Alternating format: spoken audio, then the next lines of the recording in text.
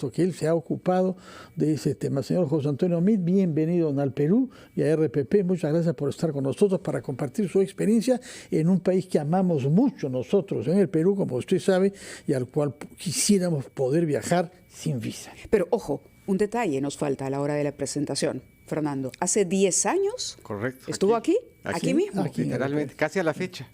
Como ministro en ese momento. De Relaciones Exteriores. Secretario es como se denomina en México, Secretario ¿correcto? en México, sí. Pero ayer que entraba, me recordaba justo la gente de migración, que había yo llegado acá hace 10 años y estuve aquí en este programa. Entonces me da mucho gusto saludarlos de nuevo. Muchas gracias, señor Meade.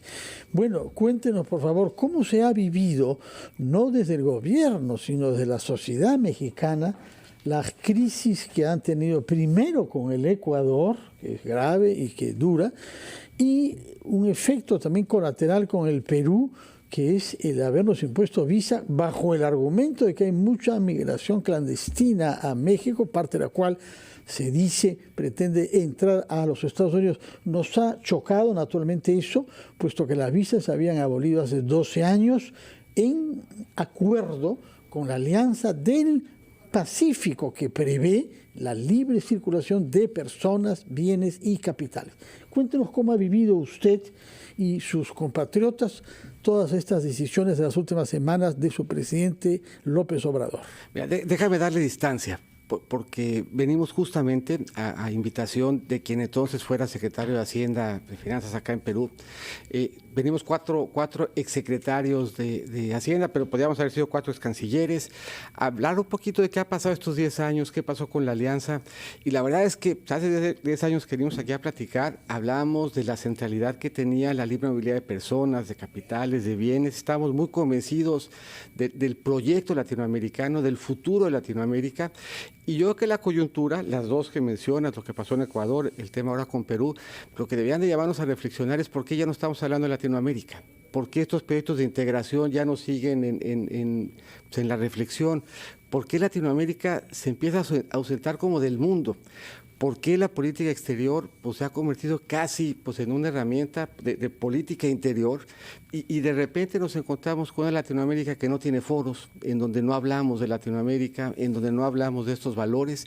Pues yo hago votos, lo ha dicho la canciller también mexicana, que esto de la visa sea temporal. Perú se convirtió, con la decisión de quitar la visa, estaba entre los 10 países que más visitaba México, en beneficio de México y del Perú. Y yo estoy cierto que así volverá a ser, así lo ha comprometido la canciller mexicana, pero yo creo que sí da de qué hablar y de qué pensar, que no estemos hablando como antes hacíamos de Latinoamérica, que la región se esté perdiendo un poco de la vista del mundo y la oportunidad de venir acá, de platicar de esos temas es bien relevante. Puntualmente lo de Ecuador. Y yo creo que aquí había que distinguir y también llamar la atención sobre algo bien inusual. Si uno revisa la historia literalmente del mundo en los últimos 500 años, que un país anfitrión asalte la embajada de otro, es completamente inusitado. El mundo atravesado por guerras mundiales, en los países hemos visto revueltas, hemos visto mucho, pero en la historia de la diplomacia, que un país allane la embajada de otro, es un hecho verdaderamente inusitado. Salvo el caso lamentable de Irán, ¿no? El año 79, que invadió en 80 Guatemala. La embajada de Estados Unidos. Correcto. Bueno, pero nos estamos remontando hasta el año 80. 45 años. 80 Guatemala, España, 79 Irán, Estados Unidos, Israel en el bombardeo al consulado de Irán en Siria hace apenas unas semanas, pero uno revisa un poco la historia de nuestros países, que ha sido bien convulsa, y ese era un límite. Nos regresamos un poco a la historia de México, la decena trágica. Se acordarán ustedes, golpe de Estado de Victoriano Huerta al gobierno del presidente Madero, no solamente el golpe de Estado, Madero es asesinado, lo es su vicepresidente, lo es el hermano de Madero, y las fuerzas de Victoriano Huerta no entraron a la embajada japonesa. Un episodio yo creo luminoso de la diplomacia, de la gallardía del gobierno japonés, pero aún en ese momento brutalmente convulso, la línea que no se cruzó fue justamente esa. Puede después uno hacer un punto y aparte y evaluar muchas otras consideraciones, pero ese sí es un absoluto, que lo ha sido por 500 años en todo el mundo. El fenómeno que ha destacado de que la política esté interviniendo, digamos, y afectando la posibilidad de que los países latinoamericanos se reúnan en torno a objetivos comunes, ¿es un problema reciente? porque si nos remontamos hemos tenido varios intentos. Incluso se puede haber partido el continente en 2 o 3, dependiendo de las corrientes ideológicas, pero se conformaban grupos que intentaban unirse en torno a estos esfuerzos con una agenda más o menos común y suscribiendo una serie de convenios con beneficios para todos los países que integraban estos grupos. Pero ¿será siempre una misión imposible para América Latina realmente consolidar un bloque económico, por ejemplo, al margen de la política? Yo creo que la excepción es lo que pasó hace 10 años. La regla en América Latina es que todos hablamos de hermandad, compartimos libertadores, compartimos historia, compartimos anhelos, compartimos gustos, aficiones, nos queremos. Pero ese discurso no se ha traducido en un esfuerzo de integración que nos permita presentarnos al mundo como un bloque unido. La Alianza del Pacífico tuvo un tema bien interesante. Era un espacio de diálogo no político. Pues la verdad es que los países tuvieron en los años recientes gobiernos de diferentes signos, gobiernos opuestos, gobiernos que entre sí cambiaron también de signo dentro de cada uno de los países, pero el esfuerzo puso al centro al ciudadano latinoamericano. El esfuerzo lo guiaban los ciudadanos. ¿Qué queremos que hagan nuestros gobiernos para efectos de que podamos, entre este grupo de países, hacer las cosas mejor? Tenemos que ir, si nos permite, a una pausa, pero regresamos para continuar conversando sobre este tema, porque en efecto, cuando empieza la Alianza del Pacífico, esa era la agenda y estaba claramente establecido: vamos a ocuparnos del ciudadano, que la política no intervenga. Sin embargo, hemos visto lo que ha ocurrido recientemente. El presidente mexicano se niega a entregar la presidencia pro tempore como corresponde al Perú, y eso ya marca una intervención directa, política, probablemente que no tenga que ver con todo el país, que no representa la postura de México, pero es la postura del gobernante, que está, como dijo en algún momento usted en su introducción, utilizando la política exterior para fines internos. Vamos a ir a la pausa y continuamos conversando con nuestro invitado esta mañana. Son las 8:21. Estamos en Ampliación de Noticias conversando con José Antonio Meade. Ha sido ministro de Hacienda y Crédito en México. Allá se dice secretario, y es una persona muy conocedora no solamente de las políticas públicas mexicanas, sino también de las latinoamericanas. Y yo tenía un tema por preguntarle en torno a las proyecciones que hay de crecimiento económico de la región. Hablábamos en la primera parte de la entrevista de lo difícil que ha sido para esta parte del continente, de la región, poder consolidar bloques que estén al margen de la intervención política. Las proyecciones son de apenas menos del 2%. Según tengo la información del Fondo Monetario, se prevé que la región crezca 1,6% con expectativas de llegar al 2,7 o 2,6. ¿Por qué estamos retrasados con relación al resto del mundo? ¿Por qué América Latina va a crecer tras la pandemia menos, si realmente tiene un techo mucho más alto? No hablamos solo del caso peruano, estamos hablando ya del caso regional. Mira, regreso un poco, yo creo, a la pregunta con la que terminaste el bloque anterior. Sí. La política exterior es política de gobierno, no es política de Estado. Eso quiere decir que la gente vota por la política exterior, los candidatos hacen campaña por la política exterior, y como que en general en el mundo y en la región, la política exterior empezó a volverse una política mucho más interior. O sea, si regresamos a las campañas de hace algunos años, pues los países esbozaban su agenda internacional, el G20, la Alianza del Pacífico, APEC, y de repente empezó casi un movimiento un poco en contra de ese ánimo, de esa ambición de globalidad, y empezó a haber pues una relación mucho más cercana desde las campañas, pues en favor de que la política exterior se volviera una política con mucho más referencias a lo interior. Y yo creo que si uno revisa esa tendencia que se dio en la diplomacia, también se dio en el comercio, también se dio en la movilidad, también se dio en general en que ese avance que se había logrado en tener estructuras pues, más dinámicas, de mayor flexibilidad, de mayor integración, que permitían que los bienes se movieran, que empezáramos realmente a articular pues, un bloque comercial, que empezáramos a voltear nosotros al sur, Latinoamérica, a México, como un destino específico, como un espacio para hacer negocios, que vio la presencia de empresas mexicanas creciendo en la región y de empresas peruanas, chilenas, colombianas, pasar a tener presencia en México. Y esas rigideces pasan factura. Ahora, yo creo que lo que es interesante es por qué esa política exterior, pues mucho más concentrada en el centro, y por qué ese rechazo a ese discurso, esa política de apertura, pues agarró carta de naturalización. Se echó mano de una corriente nacionalista de pronto, para hacer campaña política. Sí, pero yo creo que lo interesante, y la verdad es que 10 años, y por eso yo vuelvo a agradecer un poco la invitación acá para reflexionarlo, 10 años yo creo que nos permiten con distancia ver qué se estaba haciendo bien y dónde quedamos cortos. Donde las democracias liberales entregaron buenas cuentas y donde las democracias liberales no entregaron las cuentas que de ellas esperaban, y por eso empieza uno a ver no solamente pues este voltearse de nuevo hacia adentro, sino este rechazo o este menor apoyo a las instituciones democráticas latinoamericanas, este menor vigor de los espacios regionales donde hablamos de estos temas. ¿Pudo haber un impacto de los escándalos de corrupción? Por ejemplo, Lavallato. Yo creo que esa es una dimensión, otra dimensión es privilegios, pero una dimensión yo creo más estructural, a mi juicio, es clases medias. O sea, si uno revisa un poco el balance de la democracia liberal, en el caso mexicano, en un ejercicio además de autocrítica, habiendo, como decía Fernando al principio, sido candidato, las cuentas que se entregaron en materia de crecimiento fueron buenas. En general, en Latinoamérica, en México, se generaron muchas oportunidades. Las cuentas que se entregaron en materia de pobreza extrema fueron muy buenas. Si uno camina por Latinoamérica, la intensidad de la pobreza, que se vivía en Latinoamérica cerca como el año 2000, finales de los 1900, era mucho menor. Pero yo creo que las clases medias no se veían reflejadas a veces ni en el discurso. Sentían distancia un poco de quienes estábamos tomando decisiones, de quienes estábamos diseñando política, y hacíamos algo peor.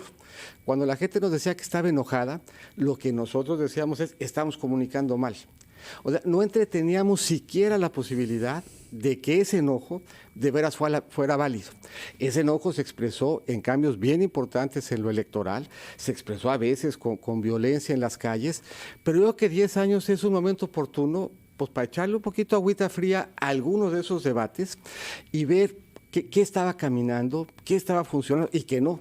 Reconocer con autocrítica dónde nos quedamos cortos y dónde no entregamos los resultados, pero también reconocer con autocrítica más vigente que la dirección que tenemos en muchos de estos temas tampoco está haciendo solución al problema. Y a mi juicio, lo que más conviene hacer en consecuencia es empezar a hablar.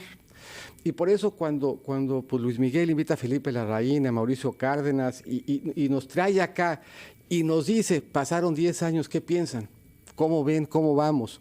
¿Qué han reflexionado en estos 10 años? Cada uno de nosotros atravesó circunstancias distintas, pero el foro podía haber sido con ellos, o con María Ángela Holguín, o con Eda Rivas, o con Alfredo Moreno, y las preguntas debían ser las mismas. Y las respuestas, yo creo, van a ser cada vez más interesantes y más útiles, pues para ver qué tipo de rumbo queremos para Latinoamérica hacia adelante. Hay un punto específico en esta presentación general con tanta agudeza que nos ha hecho, que tiene que ver con las pensiones, que es un tema típico de las clases medias y de los sectores sociales que han progresado durante los últimos tiempos. El Perú introdujo hace 30 años un sistema privado de jubilaciones, como usted sabe.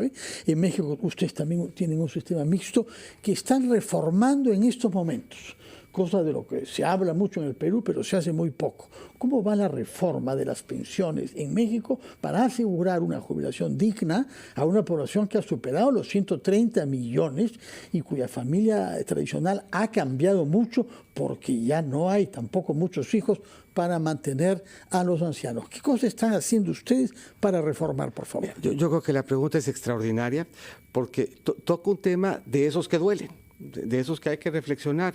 Cada vez que en nuestros países pues, se agarra un pleito, yo creo que vale la pena hacer una pausa para ver por qué el actor político pensaba que el pleito valía la pena. ¿Qué estaba atrás de ese malestar que tenía que corregirse? En el caso de las pensiones, tasas de reemplazo muy bajas. En el caso de las pensiones, lo que veíamos es sí fueron solución a las finanzas públicas, pero cuando se empezaba a pensionar la gente, la tasa de reemplazo, que para los que nos están escuchando es qué porcentaje de tu último salario es la pensión, pues eran tasas que navegaban en el 40, 36, 44%. En el caso de México, en esta administración, en esta última, la del presidente López Obrador, se hizo una reforma pensionaria que incrementó lo que a las pensiones aportaban los patrones. Se va a incrementar que ocupar de puntos por año para un total de 8 puntos adicionales, y ese incremento sustancial en la aportación va a mejorar de manera muy importante las tasas de reemplazo. Y ahora hay una discusión bien interesante en términos de esa generación de la transición que tenía una pensión mínima garantizada. Se está buscando que se incremente la pensión mínima garantizada y hay un debate interesante respecto de cómo se fondea. Y es un debate en donde pues, tiene yo creo muchas aristas técnicas, pero el debate de fondo es cómo el sistema pensionario asegura en la vejez condiciones adecuadas de dignidad, y es un tema pues, que está en el centro pues, de la angustia pues, de mucha gente, y es, yo creo, pues son espacios de nuevo de reflexión válido. Sí, las pensiones, yo creo, en este movimiento hacia la contribución definida, pero también un espacio de beneficio definido, pues que le ponga un piso al ingreso del adulto mayor que permita mejores condiciones de vida en su retiro. De acuerdo. José Antonio Mito, usted participa el día de hoy en un evento importante. Ha sido convocado, invitado a nuestro país por Vidensa, la consultora Vidensa, que cumple 10 años de creación. Sí. Y es en el marco de ese aniversario que se va a realizar una serie de conferencias. Y a mí me parece que 10 años es buena distancia, en dos sentidos. Es buena distancia para ver un poco eso que veíamos, pues en qué terminó. ¿Qué tuvo resiliencia como política pública? ¿Qué sigue siendo vigente como debate?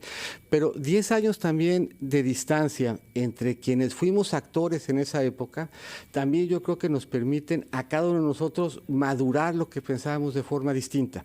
Y eso es lo que yo creo que es interesante que empecemos a hacer cada vez más en América Latina. Yo creo que la coyuntura, a ver, es fascinante, es estrujante, da para muy buenas notas todos los días y pues bueno, todos los días nos encargamos, ¿no? Nos agarra con el Jesús en la boca de ahora qué pasó y qué dijo y qué hizo, pero no nos damos pausa a veces para hablar, ¿no? Oye, ¿y cómo vamos? ¿Y qué pensamos? ¿Y por qué hicimos? No nos damos tiempo a veces para escribir. Sobre que yo quisiera, robando un poco de tiempo, preguntarle, porque es un flagelo para nuestras dos sociedades, que es la degradación de la seguridad ciudadana, especialmente por la formación de organizaciones criminales transnacionales, porque parte del problema es que si los estados retrocedemos en nuestro diálogo común y en nuestra integración, los criminales sí que avanzan más allá de las fronteras.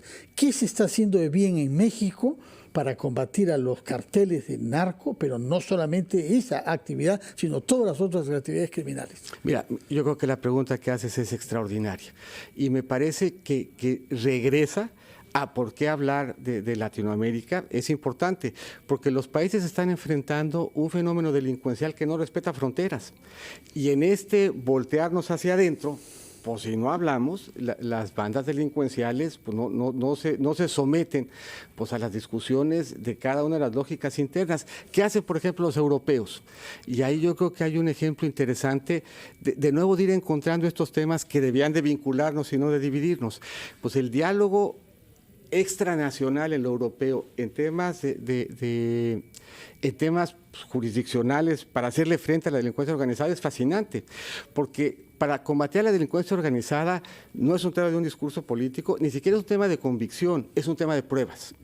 Y cuando tiene uno organizaciones que delinquen en un país y transitan por otro y que por la región pues pasan haciendo estragos, si no tenemos un diálogo que permita que lo que cada quien vio en su país fluya y se constituye en una prueba que pueda ser judicializable, pues nos van a ir ganando espacios y batallas. Colaboración, además, ¿no? Colaboración entre los países precisamente para esa lucha contra la delincuencia. Pero una cooperación estructurada. Sí, una cooperación pero que exige que desarrollemos instituciones, que exige que nos pongamos de acuerdo para ver qué va a constituir una prueba. ¿Cómo me la manda Perú? O sea, si resulta que es cierto que hay una gente que está tratando migrantes en Perú, pero que cruzó por Centroamérica y que recogió a alguien en México y que sobornó. Bueno, ese andar, ¿no? Cuando lo pescamos en México, ¿cómo le hacemos para saber qué fue lo que pasó en Perú, con qué información, con qué flujos? O advertirnos mutuamente. Correcto. Entonces, yo creo que son muchos más temas los que si hablamos, pues nos vamos a poder ayudar, y la fragmentación pues tiene costos en lo económico, pero yo creo que el punto que toca Fernando lo trae a la mesa con mucha más vigencia. Tiene costos en nuestra seguridad. Entonces, recuperar la práctica de hablar de los temas latinoamericanos es bien importante, porque ese diálogo se traduce en arquitectura jurídica y esa arquitectura jurídica nos ayuda a hacerle frente a nuestros retos. José Antonio Meade, muchas gracias por su presencia, que la próxima vez no sea en 10 años, por favor. Yo espero que vuelvan a invitarme. Muchas gracias por el espacio. Una fecunda reunión en la consultora Videnza, ministros de varios países de América Latina, que van a hacer un balance de lo vivido durante los últimos 10 años. Ojalá que nos llegue a informar sobre los resultados de esa reunión, aunque nuestros colegas del Perú quizá lo puedan hacer también. Señor Meade, que tenga una buena estadía en el Perú. Muchísimas gracias. Muy contento de haber estado con ustedes. Y que la próxima vez que vayamos a México no necesitemos visa, por favor. Por favor.